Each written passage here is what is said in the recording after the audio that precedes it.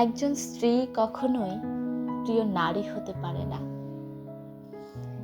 আপনি যদি বেশিরভাগ পুরুষকেই জিজ্ঞেস করেন আপনার জীবনের প্রিয় নারী কে, স্বভাবতই অনেকেই বলবেন মা, কেউ কেউ বলবেন বোন, কেউ বলবেন মেয়ে, আবার অনেকেই বলবেন নানি, কারণ তিনি তাকে কোলে পিঠে করে মানুষ করেছেন।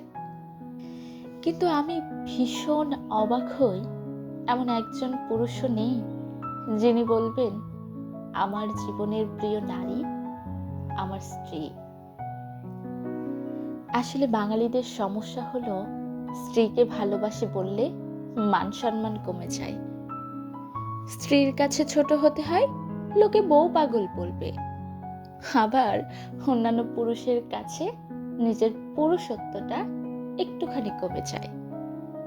আচ্ছা, এমন একজন পুরুষও কি নেই যার অসুস্থতার সময় তার স্ত্রী হাসপাতালের বেডে নির্ঘুম রাত কাটিয়েছে, কিংবা বাবার বাড়ির বিলাসবহুল বাড়ি ছেড়ে একসাথে জীবন যুদ্ধ করবে বলে অল্প বেতনের ছেলেটার হাত ধরেছে, শ্বশুর বাড়ির ঝাল তরকারি খেতে না পারলেও বাবার বাড়ি থেকে ফোন এলে ঠিকই বলেছে আমি খুব ভালো আছি, নাকি মায়ের হাতের রান্না, নিজের প্রিয় বিছানা, কিংবা ছোট থেকে বড় হয়ে ওঠা যে বাড়িতে, সেই বাড়ি ছেড়ে আসাটা এতটাই সহজ।